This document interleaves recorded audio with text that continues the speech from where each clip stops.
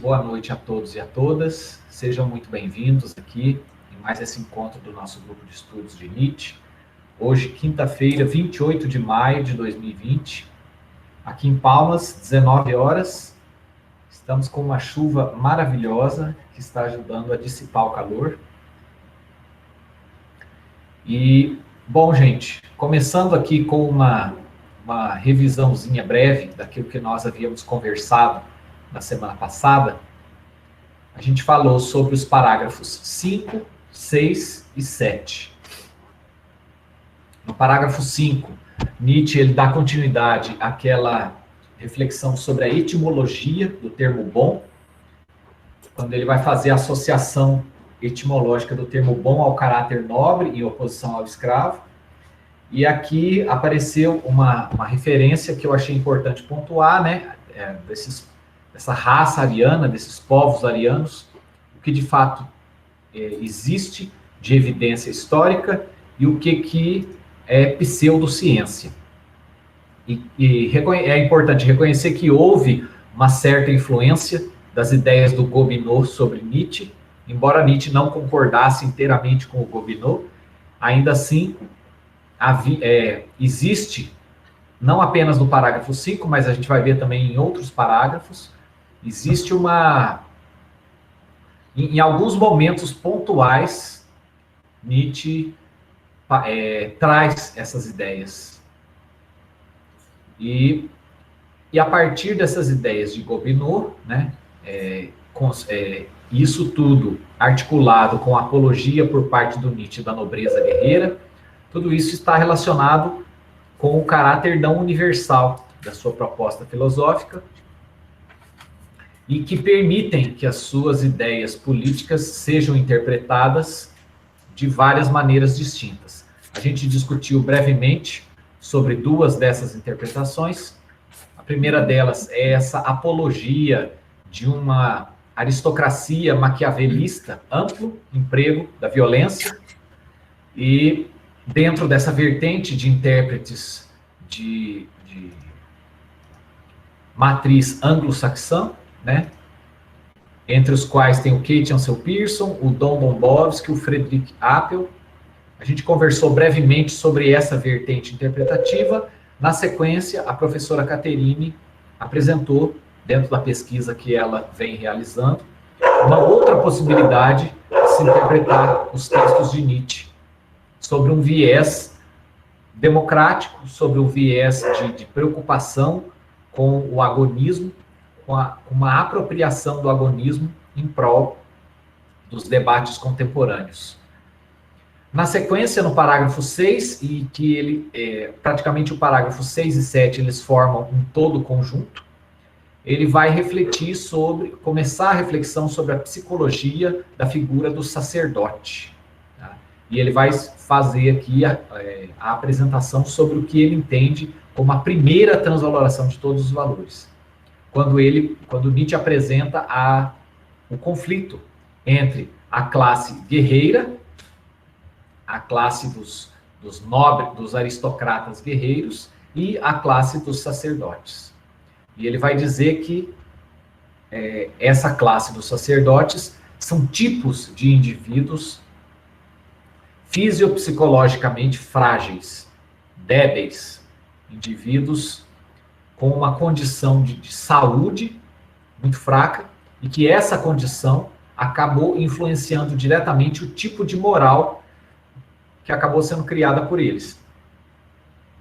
E foi através desta moral que os sacerdotes conseguiram assumir o poder nos reinos, nos regimes políticos, nos impérios do passado, e imporem a sua visão de mundo, a qual posteriormente se consolidou com a primazia do cristianismo na Europa durante toda a Idade Média, e que passa aos dias atuais.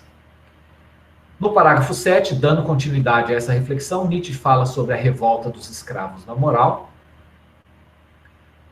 Vai dizer que a moral dos escravos é uma moral nascida a partir da intolerância, da inveja, do ódio, e que tem por objetivo a vingança contra os nobres, a vingança contra os indivíduos destacados.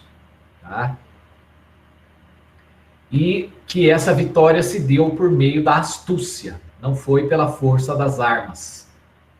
Ela foi uma vitória que se deu por meio da inteligência, de forma a subjugar com artimanhas, com ardis, aquilo que até então era a primazia dentro dos regimes políticos e dentro da moral da antiguidade. E chegamos no parágrafo 8, né, quando ele começa falando sobre essa vingança longevidente de 2000 anos. Tá?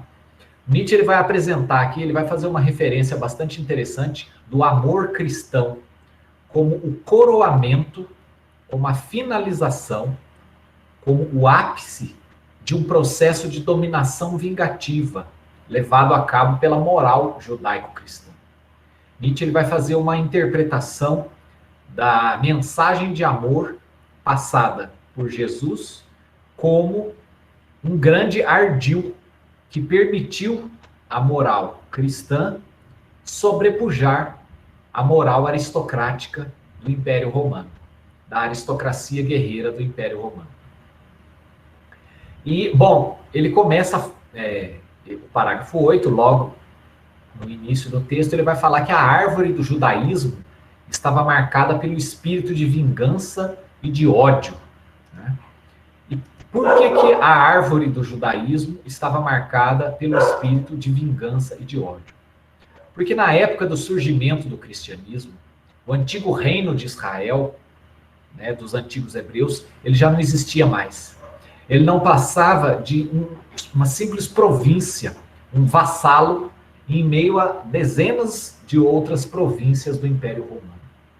O orgulho do esplendor, da sabedoria e da riqueza do período áureo do Império de Israel, do Reino de Israel, né, representados aqui principalmente pelo rei Salomão, já não existiam mais nesta época. E aqui vem uma pergunta, né? Como que é possível a gente entender o discurso do amor como uma vontade de potência, como um discurso que busca a primazia, o domínio absoluto? Esse discurso, ele almejava a universalidade. E, de fato, ele conseguiu se expandir até atingir a todos, a toda a civilização cristã.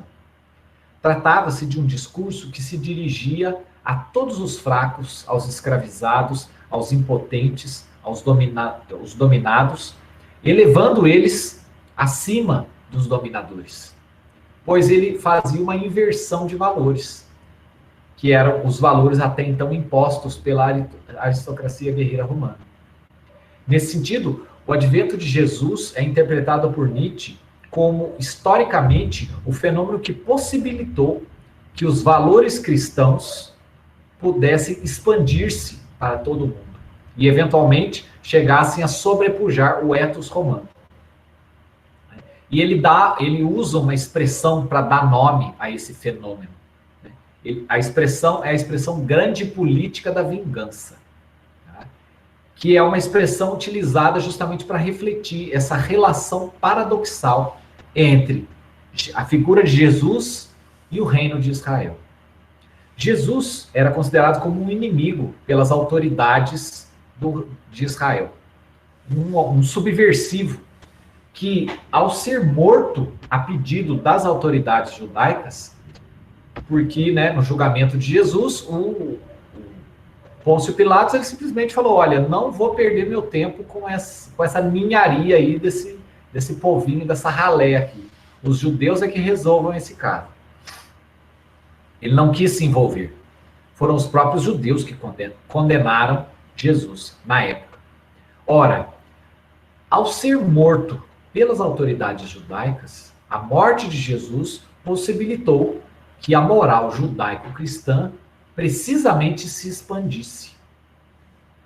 Até então, e isso isso foi um tópico de debate entre variadas vertentes do cristianismo primitivo, houve muita discussão se a promessa de salvação de Jesus, se os ensinamentos de Jesus, eles deveriam se estender para além das comunidades judaicas, ou se eles ficariam restritos apenas às comunidades judaicas. Foi principalmente com a atuação de Paulo de Tarso que o cristianismo rompeu as fronteiras do antigo reino de Israel, no caso da antiga província, né? Província da Judéia, e passou a se espalhar por todas as regiões do antigo Império Romano, indo para a Grécia e depois chegando até Roma.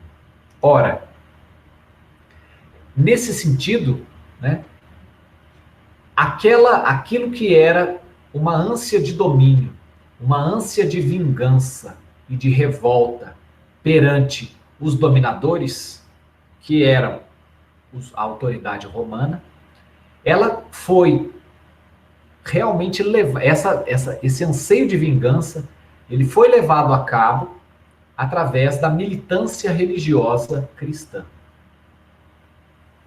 E aqui acho que vale a pena também mencionar, já que apareceu essa expressão grande política da vingança, essa expressão ela é usada para tentar explicar essa singularidade da repercussão que a condenação e a morte de Cristo tiveram no então cristianismo nascente. No entender de Nietzsche, a própria figura viva de Jesus já era em si mesmo a encarnação da sedução exercida pelo ideal ascético na sua forma mais irresistível, devido ao carisma, o grande carisma suscitado por Jesus entre as multidões da região de Israel, região toda a Palestina ali. Tendo em vista que a própria figura viva de Jesus, ela já era a grande sedução encarnada, seria natural pensar à primeira vista que a sua condenação e posterior crucificação por Israel representaria uma espécie de autodestruição, um acontecimento terrível que traria como consequência o aniquilamento e a derrocada desta mensagem. Aliás, este, sem dúvida, foi o objetivo das autoridades judaicas quando elas condenaram Jesus. Elas queriam realmente eliminar essa figura para manterem ali o seu poder, ainda que fosse um poder exclusivamente religioso. Ora, o que aconteceu foi justamente o oposto daquilo que era esperado. A morte do Redentor, a morte do exemplo, né, de Jesus, foi o evento que deflagrou a expansão do ideal ascético por todo o mundo, de forma ainda mais intensa. Nesse sentido, aqui vale um esclarecimento interessante, o sentido do adjetivo grande dentro dos escritos de Nietzsche. Nietzsche, ele tem uma série de expressões. Zaratustra, ele vai falar da grande razão do corpo. Na Gaia Ciência, ele vai falar da grande saúde. No Crepúsculo dos Ídolos, ele vai falar da grande vida. No Anticristo, ele vai falar da grande tolerância. No livro Et Homo, ele vai falar do grande estilo. E em vários fragmentos póstumos, e também na Genealogia da Moral, ele vai falar sobre a grande política. Ora, o que é esse grande que ele está falando? O grande aqui representa um crescimento, um fortalecimento e uma expansão, a capacidade de crescer, de se fortalecer e de se expandir, a partir da efetivação justamente daquilo que, à primeira vista, lhe seria o mais contrário. Usando como exemplos, né, a grande razão do corpo, lá no Zaratustra, ela é um tipo de razão, que a gente vai colocar, que não se restringe exclusivamente à dimensão mental. É uma grande razão que abarca também o próprio corpo.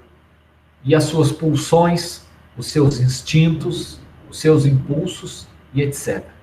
Aparentemente, dentro daquela compreensão clássica da oposição entre corpo e espírito, uma razão que procura se abrir para os estímulos corporais, ela inicialmente não seria uma razão. Mas Nietzsche vai dizer, olha, a grande razão ela absorve, abarca, tanto o corpo como o espírito.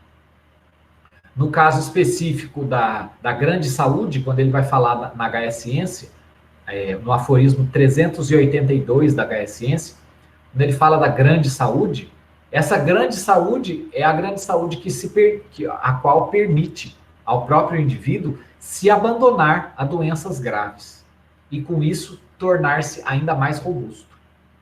A grande vida, quando ele se refere no Crepúsculo dos Ídolos, no capítulo Moral como Antinatureza, parágrafo 3, a grande vida, ela se vive a partir da própria guerra, ou seja, a partir daquilo que ameaça a vida com maior intensidade.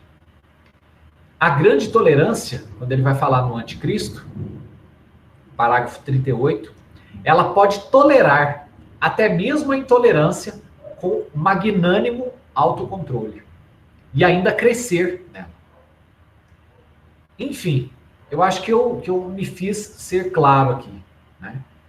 Ele interpreta esse fenômeno do cristianismo, a reflexão que Nietzsche faz, a apreciação que Nietzsche faz sobre o cristianismo é uma apreciação bastante interessante, porque ele, no Anticristo, nos parágrafos 38, 39 e 40, ele vai dizer que o único cristão que existiu no mundo morreu na cruz. E as críticas que Nietzsche faz a toda a moral cristã, a toda a herança do cristianismo, do ponto de vista ético, se relacionam muito mais à atuação de Paulo e à atuação dos sucessores, né, de Jesus, do que a figura de próprio Jesus. É como se Nietzsche salvasse a figura de Jesus, ele tem uma apreciação positiva pelo Jesus histórico, mas condena Paulo. E ele condena Paulo justamente porque, no entendimento dele, Paulo as ações históricas de Paulo consolidam a ideia do cristianismo como uma vontade de poder. Ou seja, consolidam a ideia do cristianismo como uma interpretação, uma visão de mundo que se pretende universal, que se pretende dominar, né, de uma maneira homogênea e se expandir para todo mundo. A vitória da moral cristã, parágrafo 9 da primeira dissertação. Nietzsche, ele continua, né, e aqui o pano de fundo desse comentário de Nietzsche sobre a moral cristã é a compreensão que Nietzsche tem da moral cristã como uma vontade de poder, ou como uma vontade de potência. O que significa isso? Significa dizer que a moral cristã é uma interpretação de mundo que busca expandir-se e dominar por sobre todas as outras, buscando a hegemonia, impondo-se cada vez mais. Essa moral cristã venceu sobre a antiga moral aristocrática. Aqui Nietzsche identifica a ascensão, o fortalecimento, a consolidação do cristianismo e a institucionalização do cristianismo com o declínio do Império Romano. Nietzsche vai dizer que as duas coisas não são fenômenos coincidentes, mas que, pelo contrário, um é a causa do outro. Seria impossível a coexistência dessas duas visões de mundo, dessas duas morais, de uma forma, vamos colocar assim, equilibrada. Dado que a moral cristã sempre teve por ambição um anseio de se tornar universal. O seu fortalecimento resultou no consequente declínio do Império Romano. Para além disso, né, para além de toda essa herança da cultura e da civilização cristã que nós vivemos ao longo aí dos últimos 2000 anos, Nietzsche vai dizer que os desenvolvimentos de natureza científica da segunda metade do século XIX, né, aquilo que a gente pode colocar como racionalidade instrumental, esses desenvolvimentos da atualidade, eles são apenas uma transformação na roupagem desses ideais. mas não representam a sua eliminação. E aqui aparece tem uma nova aparição do Gobineau aqui, né? Quando ele vai colocar aqui a mistura das raças, né? Quando ele vai diagnosticar, ele vai fazer um comentário sobre a civilização, o estado da civilização atual, e ele vai colocar a mistura de raças como degeneração. Uma nova aparição sutil do Gobineau. No parágrafo 9, Nietzsche constata que as instituições religiosas, no entanto, elas não seriam as únicas representantes deste ideal ascético. Nesse sentido, a crítica de Nietzsche contra o cristianismo, ela pode ser entendida como uma crítica contra toda a civilização ocidental, o que, no século XIX, correspondia praticamente ao mundo inteiro, porque fora da Europa, né, a gente tinha praticamente todo o continente africano sendo colonizado pelas potências europeias, vastas regiões da Ásia também diretamente controladas pelas potências europeias, né? O Império Britânico, na época, dominava o Canadá, Austrália, enfim, regiões espalhadas pelo mundo inteiro, né? Regiões na África, Egito, África do Sul, Índia, etc. Na América Latina, nós tínhamos também os países aqui latino-americanos que, embora independentes, eles permaneciam culturalmente subordinados às potências europeias. E a partir disso, ele vai falar que vai fazer uma consideração sobre o papel das instituições religiosas, sobre o papel da igreja na segunda metade do século XIX. Nietzsche aqui adota o discurso de um típico livre-pensador ateu, mas ele conclui com a frase: a igreja é que nos repugna e não o seu veneno. Não considerando a igreja, também nós amamos o veneno. Bom, eu vou me remeter aqui àquela consideração que eu havia feito sobre o contexto sociopolítico, o contexto de desencantamento do mundo, de secularização das sociedades, que estava muito presente nas sociedades do século XIX.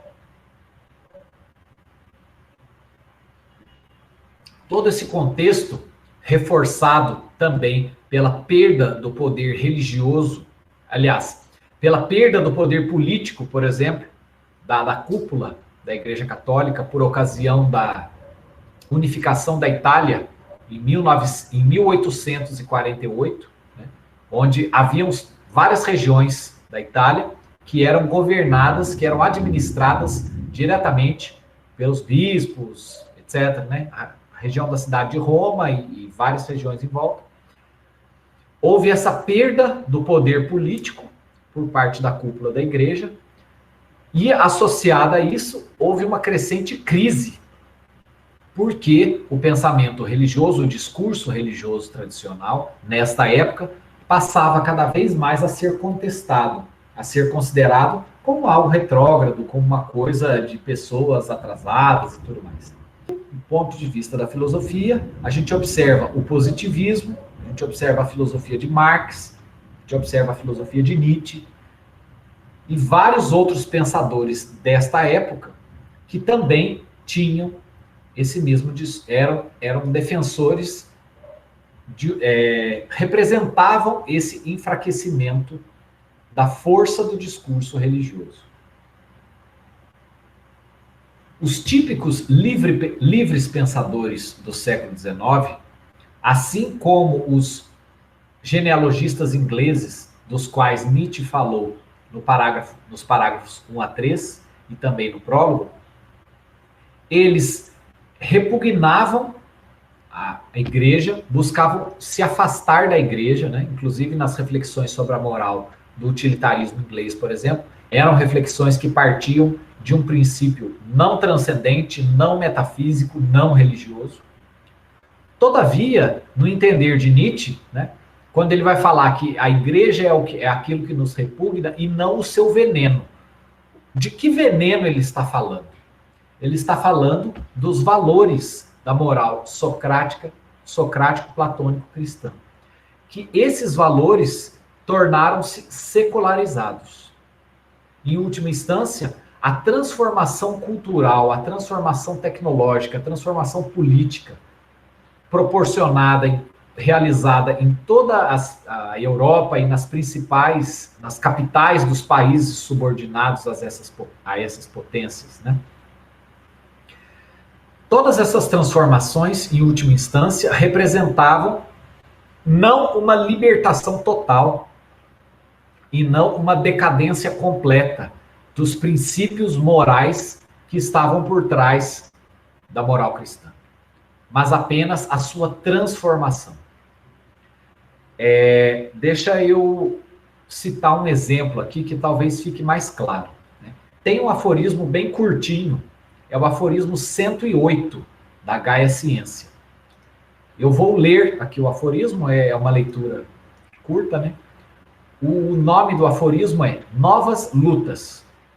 E ele começa: depois que Buda estava morto, durante séculos ainda se mostrou a sua sombra numa caverna.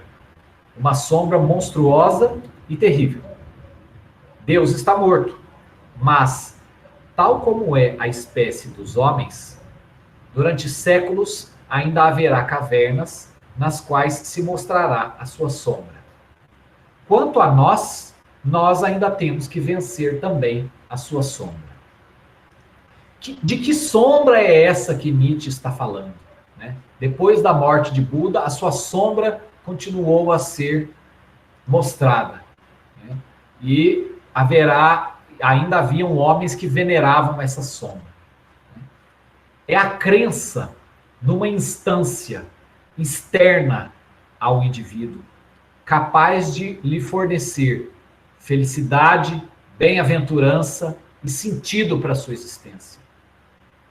Várias modalidades deste tipo de discurso estavam muito presentes na segunda metade do século XIX. Eu vou citar aqui 3 exemplos, que são 3 exemplos os quais o Nietzsche está batendo a todo momento. Primeiro, o nacionalismo alemão. Em substituição à esperança numa redenção religiosa, numa vida no além, etc., o que se tinha dentro, principalmente da Alemanha, né, ele critica muito o nacionalismo alemão, era essa crença de que não, agora nós vamos construir a grande Alemanha. Agora nós que somos da melhor raça que existe, né, vamos nos lembrar do discurso racista lá do Gobineau, nós que somos da melhor raça que existe, nós estamos destinados a dominar o mundo.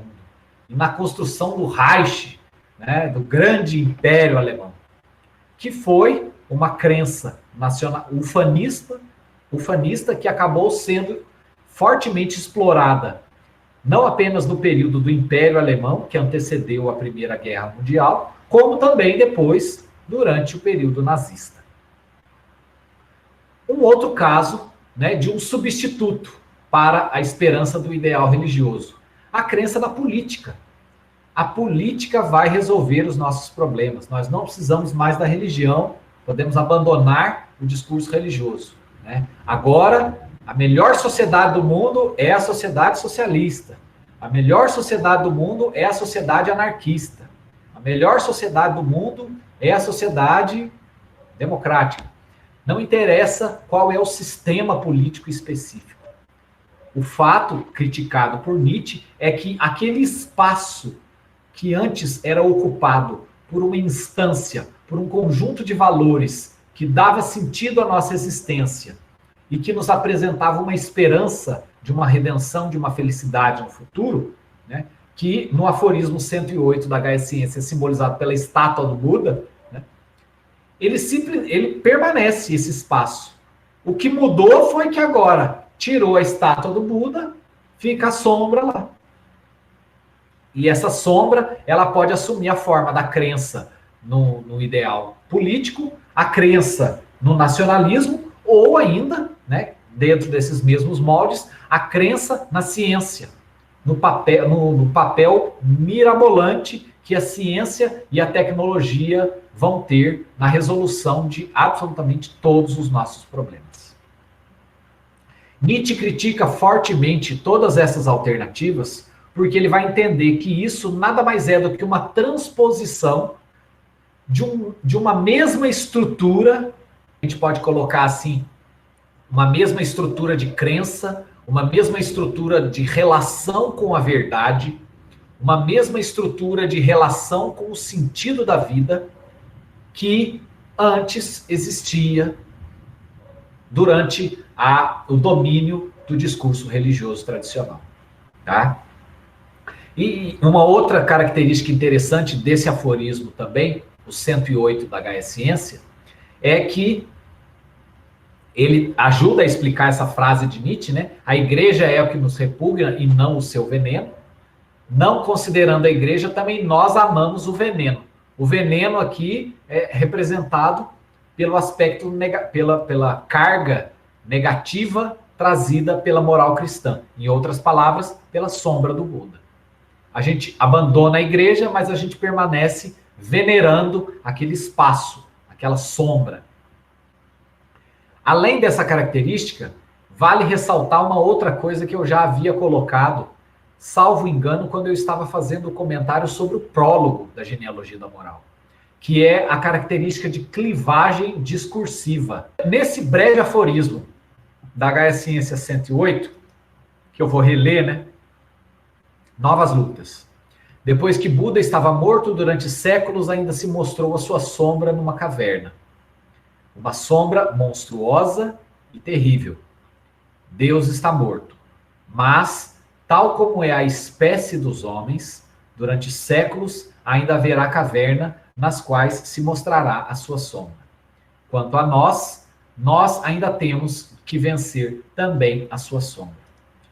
Existe dois grupos diferentes de pessoas aqui. De um lado a gente tem a espécie dos homens e de outro lado nós temos um nós. A espécie dos homens continua venerando a sombra de Buda. E o nós também precisamos nos livrar desta sombra. Isso ajuda a ilustrar um pouco aquela característica que eu havia falado lá no prólogo, da clivagem discursiva, que está presente também no prólogo de Assim Falou Zaratustra, que está presente também naquele famoso aforismo da Gaia Ciência, o 125 da Gaia Ciência, do homem louco. Ou seja, é como se Nietzsche, a todo momento,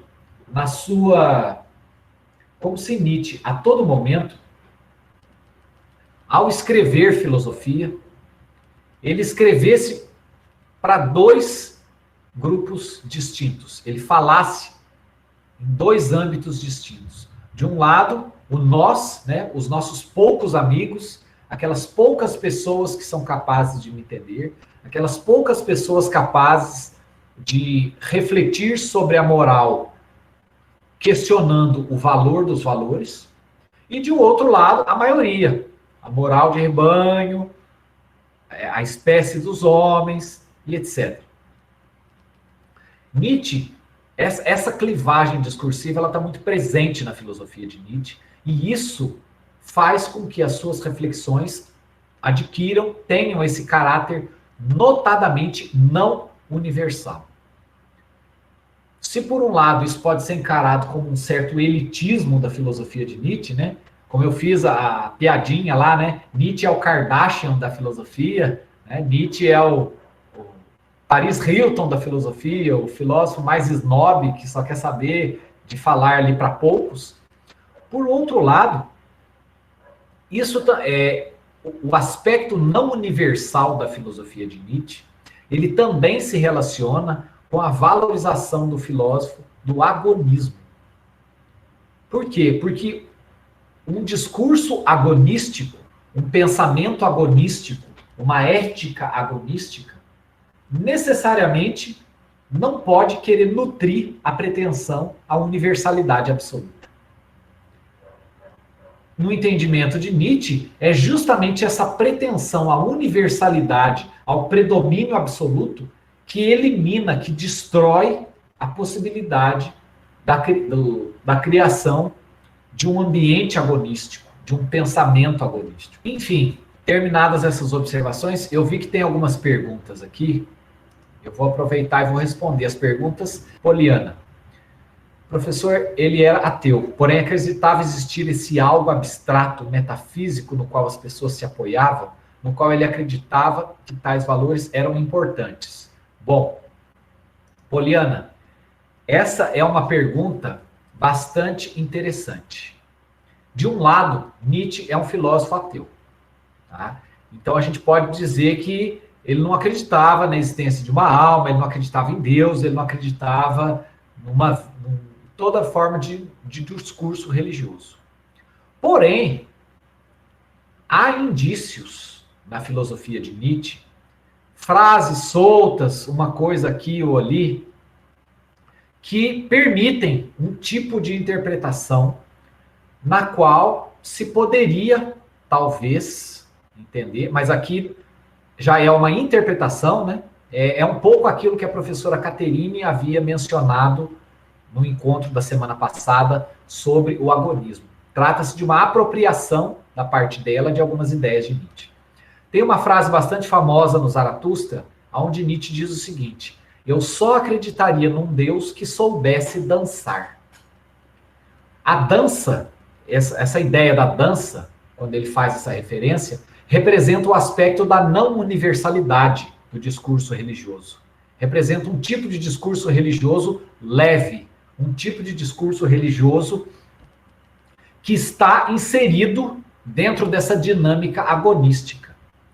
E também um tipo de discurso religioso que, obviamente, se a gente fosse pensar, né, que seria possível isso, um tipo de discurso religioso que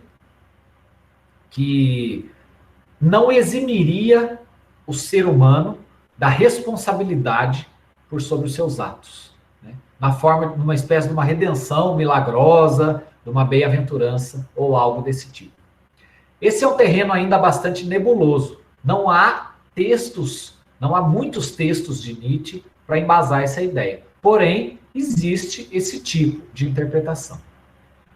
Porém, para todos os efeitos, é importante mencionar que, do ponto de vista metafísico, né, Nietzsche era realmente completamente descrente disso. Tá? Pelo contrário, ele acreditava que a crença em algo metafísico, como sendo a fonte dos valores ou a fonte de um sentido para a existência, isso era uma postura de subordinação. Isso era, em outras palavras, era a mesma postura do indivíduo que está lá venerando a sombra do Buda. E que, portanto, seria necessário, dentro dessas características, né, da transvaloração de todos os valores, dentro das características do além do homem, aqueles poucos indivíduos capazes de superar essa crise moral e toda essa decadência da civilização ocidental, seriam indivíduos capazes de criarem eles mesmos o seu sentido para a vida. Capazes de darem a eles próprios as suas verdades. Entendendo-se aqui essa palavra verdades não naquele registro antigo, tradicional, da verdade como sendo o discurso, correspondência perfeita entre o discurso e a realidade, uma verdade imutável, uma verdade universal, uma verdade perene, mas a palavra verdade aqui, ressignificada, a partir de uma compreensão de verdade que se aproxima de perspectiva. O que é uma perspectiva? É um discurso que ele não é universal, ele é particular. Ele não é absoluto, ele é relativo. Ele não é neutro, ele é interessado. Ele não é eterno, pelo contrário, ele é temporário. Todas essas características de ser interessado, ser temporário, ser uma criação humana, etc., são características que se coadunam justamente com o tipo de ambiente agonístico, por exemplo, dos discursos, das disputas políticas. As disputas políticas são disputas de posições políticas, de perspectivas políticas, e não disputas de verdades. O Levi perguntou: com a sua preservação do Cristo histórico, imagino que ele seja mais cristãos do que os adeptos ao sistema ou instituições pseudo-cristãs. De fato, Levi, a crítica de Nietzsche, a grande crítica de Nietzsche, é contra a institucionalização do cristianismo. Porque aí ele entende que, né, destruiu completamente. Quando a gente for ver, agora no parágrafo 10, quando a gente for falar um pouco mais sobre o ressentimento, a gente vai poder perceber que há aqui, já na genealogia da moral, um certo elemento que pode ser usado, que pode ser interpretado em favor dessa valorização que o Nietzsche faz da figura histórica de Jesus Cristo. De fato, a institucionalização do cristianismo representou a morte do agonismo. A pergunta da Letícia, né? Os dogmas também eram refutados por ele. Sim, Letícia. Também os dogmas. Né? Nesse sentido, os dogmas, por exemplo, da Imaculada Conceição, da Trindade Divina, etc., né? Nietzsche era um filósofo que não acreditava em Deus. Então, certamente, ele não acreditava nos dogmas cristãos tradicionais. Alan, eu gostaria de saber em que medidas podemos associar esses temas da genealogia da moral com o desencantamento, a crítica de Nietzsche, a moral cristã, com o conceito de niilismo. Bom, vamos lá. A palavra niilismo, em Nietzsche, ela tem dois sentidos, ela tem vários sentidos. Para a gente não transformar isso aqui numa conversa só sobre o niilismo, eu vou ficar aqui com os dois sentidos principais do niilismo, que inclusive aparecem na genealogia da moral. O primeiro deles é o sentido de niilismo da negação, tá? Negação da vida. Quando ele vai falar que a moral cristã, que é a moral que prega o ascetismo, é uma moral nihilista. É uma moral que defende, que prega valores nihilistas, porque ela é inimiga da vida. Vamos nos lembrar daquela conversa que nós já tivemos antes, né? O que Nietzsche está entendendo por vida aqui? Certamente não é a simples, mera existência física. Vida para Nietzsche é vontade de poder ou vontade de potência. Negar os instintos de domínio, de conquista, de supremacia no ser humano, para Nietzsche, o que é feito pela moral cristã é negar aquilo de mais essencial que caracteriza a vida humana. Portanto, niilismo no sentido de negação da vida. De outro lado, a palavra niilismo também é utilizada por Nietzsche com um exato sinônimo daquilo que o sociólogo Max Weber, alguns anos depois, algumas décadas depois, no início do século XX, ele vai diagnosticar como esse fenômeno do desencantamento do mundo. Tá? Esse sentido de niilismo como desencantamento do mundo, ele é sinônimo da morte de Deus. O fenômeno da morte de Deus. Quer dizer, Nietzsche ele não está falando que Deus era uma coisa que estava viva e de repente morreu. Né? Não se trata disso. Se trata... O que a gente pode entender sobre a expressão morte de Deus? A perda de força, a perda de valor, a perda de importância do discurso religioso tradicional, da visão de mundo religiosa tradicional, ocorrida, processo esse que aconteceu devido ao acentuado desenvolvimento tecnológico e científico da segunda metade do século XIX e a secularização de uma série de instâncias da sociedade que antes eram direta ou indiretamente controladas pela igreja. Vamos pensar aqui desde o período da Idade Média, passando por toda a Idade Moderna, até mais ou menos ali a Era Napoleônica, comecinho do século XIX, 1810, 1815, tá? Além das funções do papel religioso na sociedade, das funções religiosas propriamente ditas, a igreja era responsável pelo casamento. A igreja era responsável, tinha uma grande influência ainda sobre a medicina. Obviamente, essa influência da igreja sobre a medicina era muito mais intensa no período da Idade Média. Aos poucos, né, durante o período do Renascimento, as descobertas científicas, as universidades deixaram de ser instituições 100% religiosas e foram se emancipando gradualmente, até chegar no século XIX. A própria justiça, a dimensão da justiça. Né?